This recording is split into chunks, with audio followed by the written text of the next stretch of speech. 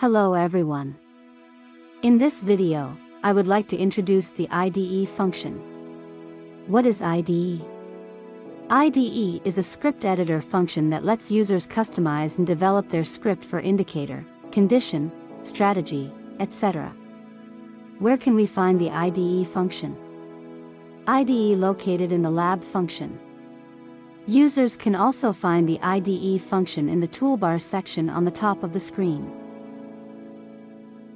Once the function is selected, we can see three separate screens displayed.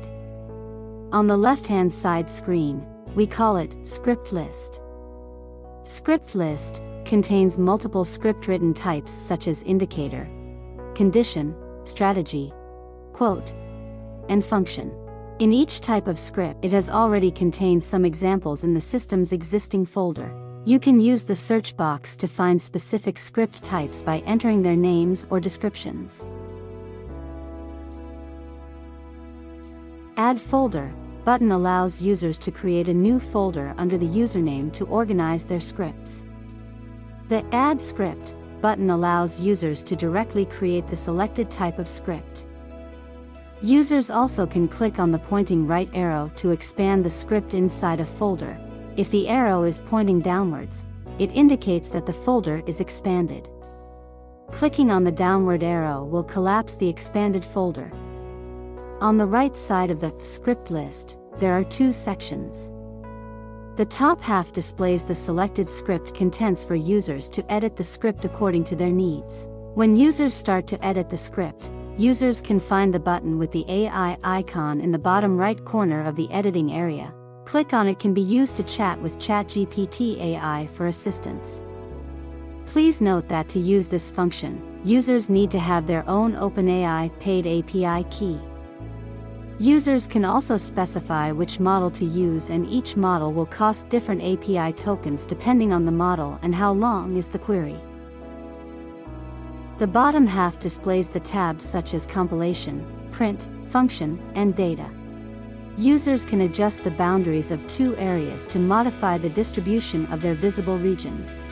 Compilation tab shows the status of the script if it was successful or failed after users compiled a script. Print tab is the output of a running script if the script has a function of printing information. Function tab contains documentation of function explanations for users to easily inquire.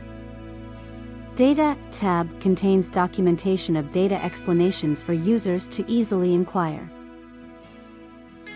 Now, let's introduce the menu bar.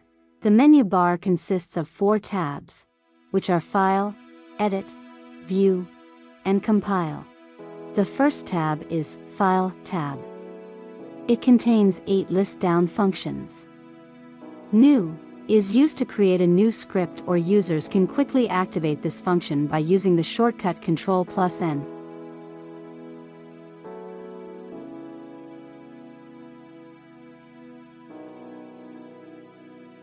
Close script. Clicking on this function to close an open script tab, or by using the shortcut Ctrl+W. Save. Clicking on this function to save a script, or can be activated by using the shortcut Ctrl+S. Save All, used to save all scripts being edited.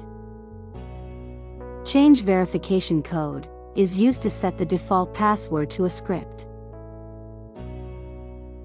So, when users click on the lock button, the password will be used to lock the script content.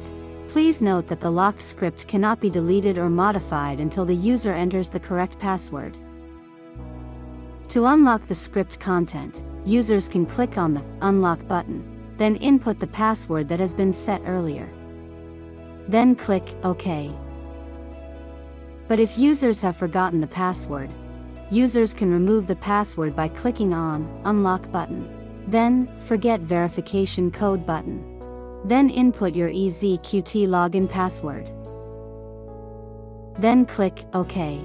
User will see a pop-up message confirming the password has been cleared. Export is used to export the scripts to a file. To export the file, first click on Export. An export window will pop up. Click on the 3 dots button to input a name for the export file. Then click Save. Then input a name in the Show Title box. After importing, this name will be displayed in a separate category. However, it will not be displayed when importing your own files. Then click on Set Select Script Type and select the script types that users want to export. Now, the script name will appear in the box above. Click on the checkbox to select any scripts you want to export. Let's move to additional options in export such as lock time, show code, lock key, lock broker, and lock account. Lock time is used to set a future date of UTC plus 0 time. The script will not be usable after the set date.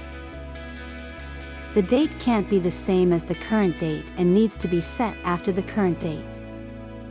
Show code is used to determine whether the imported script displays the original code.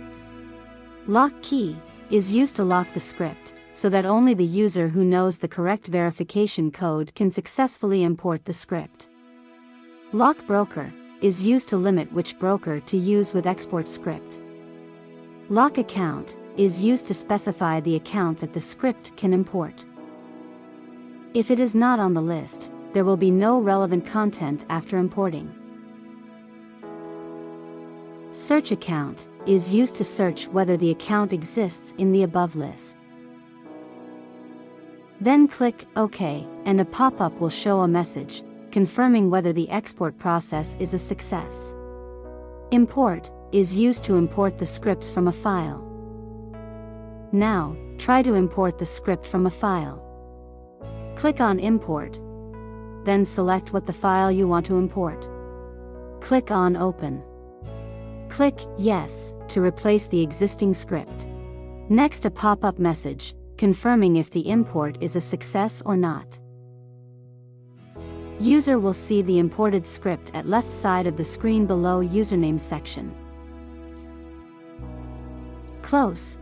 Clicking on this function to exit the IDE program. The second tab is the Edit tab. It contains 8 list-down functions. Undo is used to revert the changes made in the script. Users can also activate this function by using the keyboard shortcut Ctrl+Z.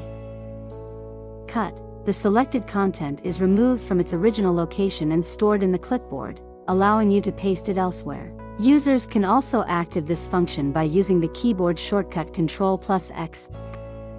Copy is used to copy selected script contents. Users can also activate this function by using the keyboard shortcut Ctrl+C. Paste, which is used to paste the contents which are stored in the clipboard. Users can also activate this function by using the keyboard shortcut Ctrl+V. Select All is used to select all script contents. Users can also activate this function by using the keyboard shortcut Ctrl+A. Find is used to find keywords input by users. Users can also activate this function by using the keyboard shortcut Ctrl+F. Find Next is used to go to the next matching keyword after the first one is found. Users can also activate this function by using the keyboard shortcut F3. Replace is used to replace old content with the new one which is input by users. Users can activate this function by using the keyboard shortcut Ctrl+H. Please note that these editing functions are limited to code that can be modified. If it is a system built-in code, it will not be edited. The third tab is View tab. It contains 5 list-down functions. Script list. By clicking on this function, users can show or hide the script list located at the left side of the screen. Information. By clicking on this function, users can show or hide information located at the right bottom side of the screen. Reference. By clicking on this function, the Windows pop-up will appear showing the function and data documentation. Increase font. By clicking on this function, users can increase the font size of the script's text. Decrease font. By clicking on this function, users can decrease the font size of the script's text. The last tab is Compile tab. It contains 3 list-down functions. Compile is used to convert a human-readable code into a format that can be executed by a computer. Users can quickly compile a script by using shortcut F7. Compile all is the same purpose as compile, but it can compile all scripts at once.